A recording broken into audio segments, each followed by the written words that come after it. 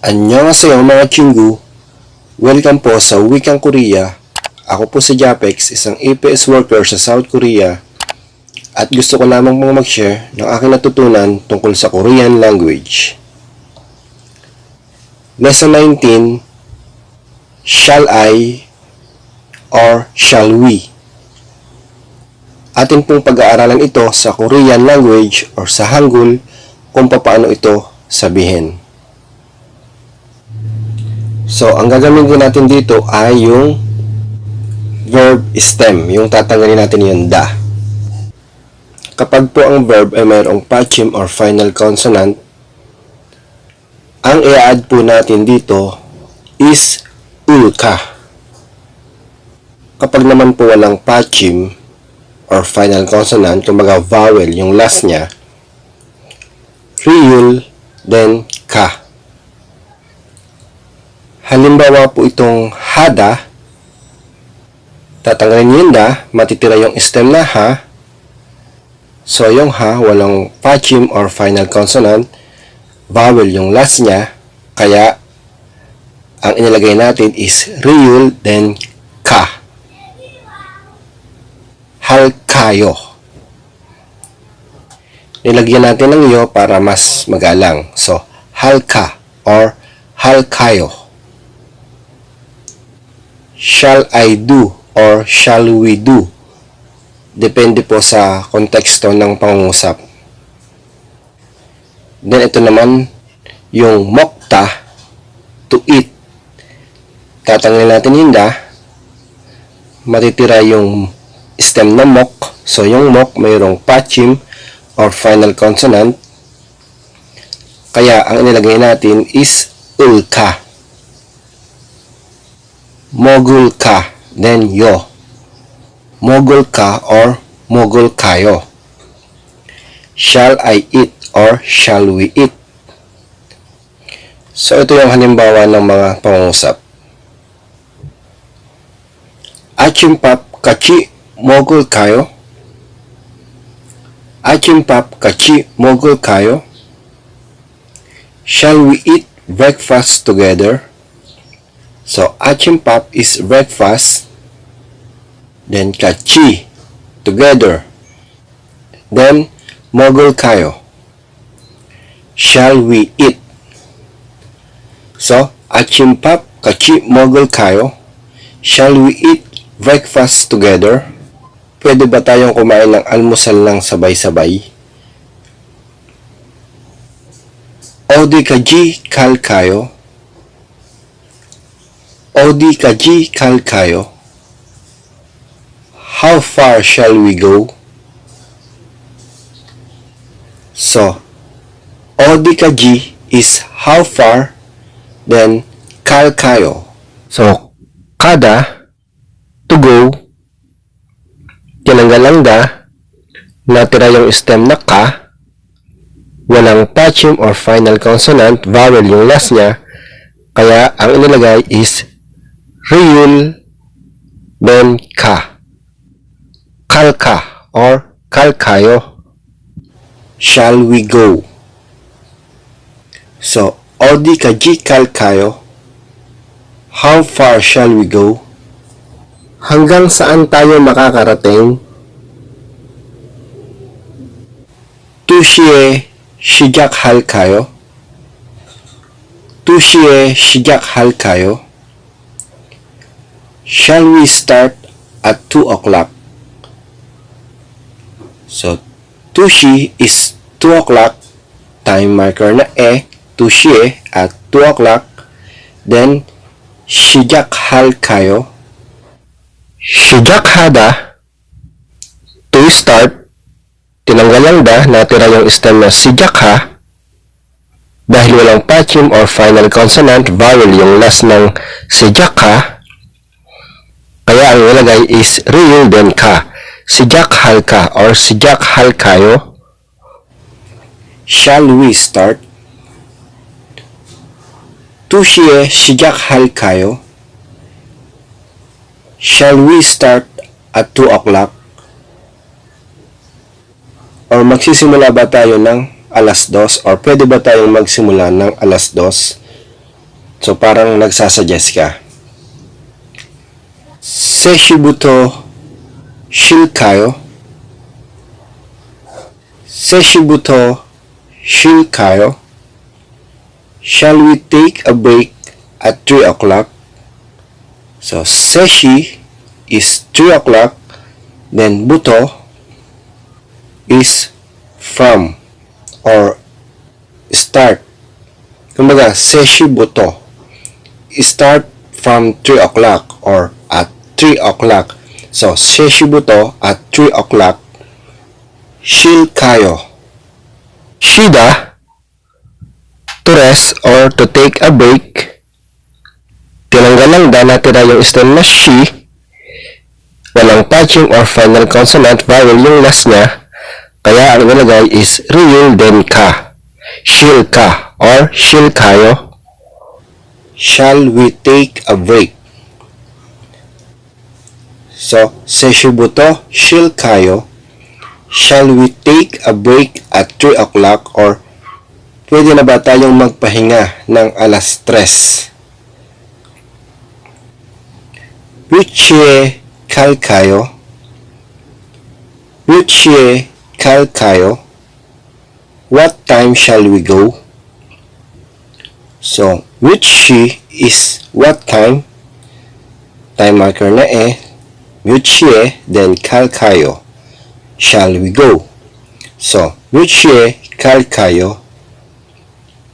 What time shall we go? Or anong oras tayo alis or anong oras tayo pwedeng umalis? Norul salkayo. Norul salkayo. What shall I buy? So, mo is what, object marker na rule. Mo rule. Then, salkayo. Sada, to buy. Tinanggal lang ba, natira yung stem na sa, walang patching or final consonant, vowel yung last ng stem na sa, kaya ang nilagay is ryul then ka. Salka or salkayo. Shall I buy? So, morul salkayo. What shall I buy? Or ano yung bibilhin ko? Nuguhante chulkayo. Nuguhante chulkayo. Whom shall I give it to? Sino ang pagbibigyan ko nito or kanino ko ito ibibigay? So, nugu is who. Then, giving marker na hante. So, nuguhante. To whom? Then, chulkayo. Chuda, to give. Tinanggal lang ba, natira yung stem na chu, walang patching or final consonant, kaya ang nilagay is ryul then ka. Chulka or chulkayo. Shall I give? So, nuguhante chulkayo. Whom shall I give it to? Myoshibuto chulbal halkayo. Myoshibuto chulbal halkayo. From what time should we depart? So, myoshi is what time. Buto is from. Myoshibuto from what time. Then, chulbal halkayo. Chulbal hada. Tinanggal lang ba, natira yung stem na chulbalha, walang patching or final consonant, vowel yung last niya, kaya ang nilagay is ryul then ka. Chulbalhalka or chulbalhalkayo. Should we depart? Should, past tense ng shall, mga anong oras tayo pwedeng umalis? So, Michibuto chulbalhalkayo. From what time should we depart?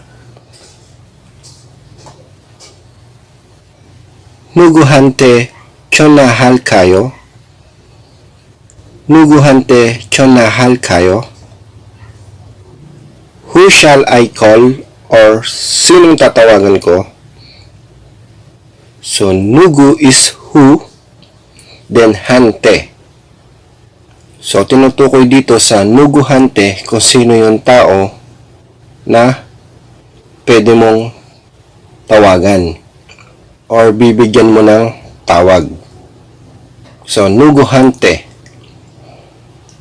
Then, chonahal kayo. Chonahada, to make a phone call or to call. Tinanggalang da, natira yung stem na chonaha, walang patching or final consonant, vowel yung last niya, kaya ang nilagay is real then ka. Chonahal ka or chonahal kayo. Shall I call? So, sino ang tatawagan ko or sino ang pwede kong tawagan? So, nuguhante, chonahal kayo. Who shall I call? Nutbon suyong hal kayo. Nutbon suyong hal kayo. How many minutes shall we swim? So, nutbon is how many minutes. Then, suyong hal kayo. Suyong hada, to swim, tinanggalan da, natira yung stem na suyong ha, walang patching or final consonant, kaya ang nilagay is real then ka. Suyong hal ka or suyong hal kayo. Shall we swim? So, mutpon suyong hal kayo. How many minutes shall we swim? Or ilang minuto kami pwedeng maglangoy? Kegul ilgul kayo. Kegul ilgul kayo. Shall I read a book? Or magbabasa ako ng libro, or pwede ko bang basahin ng libro? So, check is book, object marker na ul, kegul. Then, ilgul kayo. Ikda, to read, tinanggalang da, may patching or final consonant, kaya ang nilagay is ulka. Ilgul ka or ilgul kayo. Shall I read? So, chegul ilgul kayo. Shall I read a book? Nuguhanteso padul kayo. Nuguhanteso padul kayo. From whom shall I receive it? So, nuguhanteso, from whom? Padul kayo.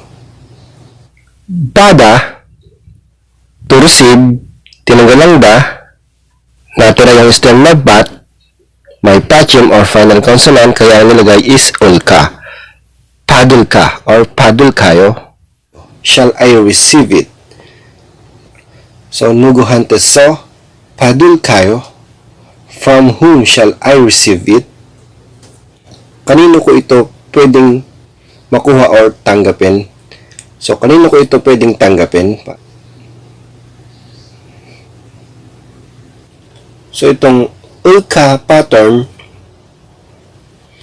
ay kadalasan din ginagamit kapag napapaisip ka. Kumbaga, parang nakakapagsalita ka sa sarili mo. Ang translation niya sa English ay I wonder if I should. Kumbaga, siguro kung ito yung halimbawa ng mga pangungusap. Kigumugol ka? Kigumugol ka? I wonder if I should eat now. So, kigum is now, then mugol ka.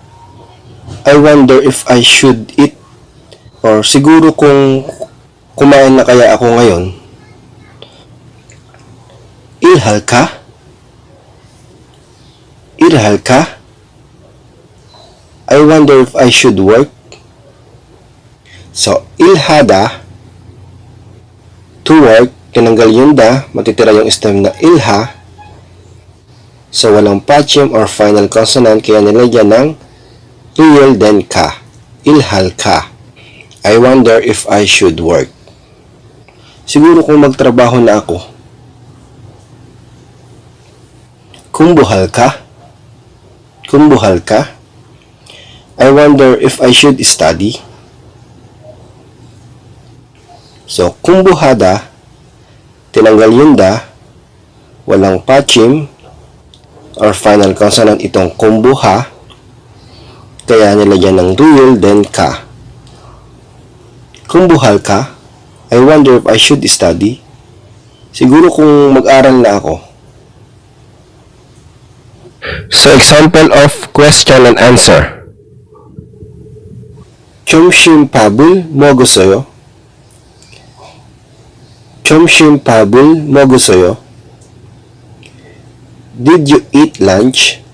So, 점심밥 is lunch. Object marker na ul. 점심밥을, then 먹었어요. Past tense. Itong basic form na mogo na eat, nilagyan ng sangsiyut, then o. 먹었어 or 먹었어요. Did you eat?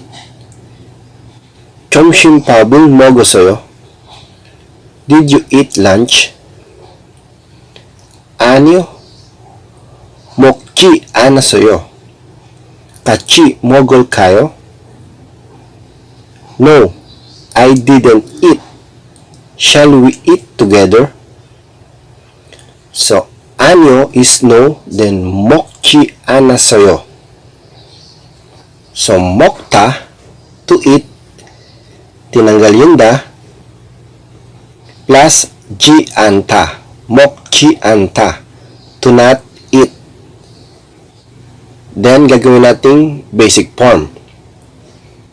Tinanggal yung da, last vowel is a,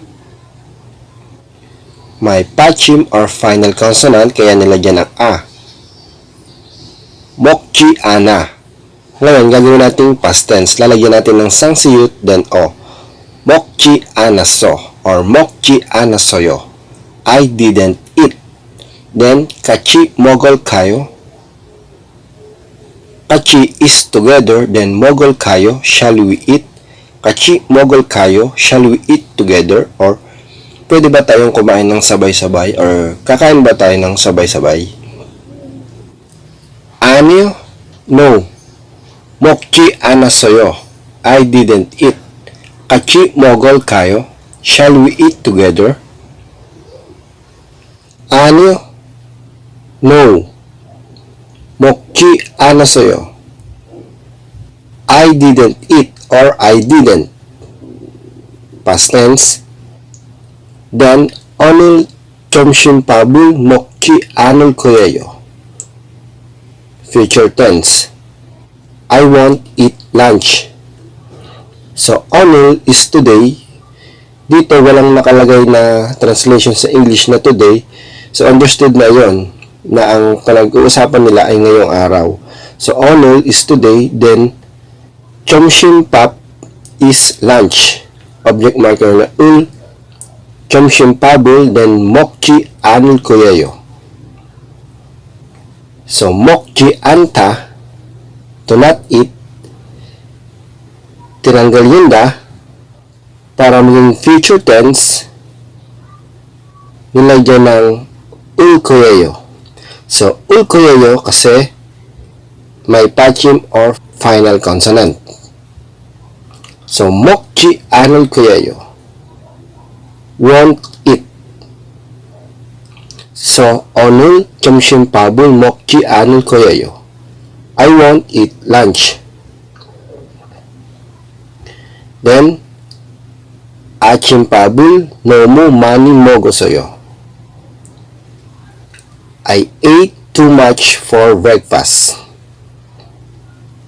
So, 아침밥 is breakfast, object marker na ul, 아침밥을.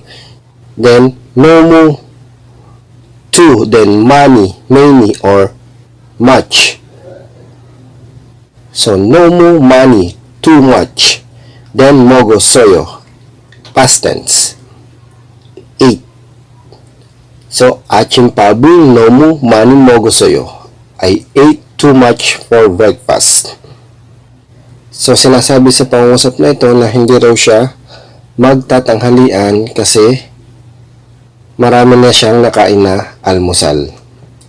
So, 아니요, 먹지 않았어요. 오늘 점심밥을 먹지 않을 거예요. 아침밥을 너무 많이 먹었어요. No, I didn't. I won't eat lunch. I ate too much for breakfast. Sana po ay may natutunan kayo sa kaunting lesson natin ngayon at susunod naman po nating lesson atin naman pong pag-aaralan kung paano sabihin sa Korean yung let's or yung tara na or yung tayo na. So please subscribe to this channel na lang po and please click the bell button para ma-update po kayo o mag-notify po sa inyo kung may bago pong upload ng mga videos. Maraming pong salamat at God bless po sa ating lahat.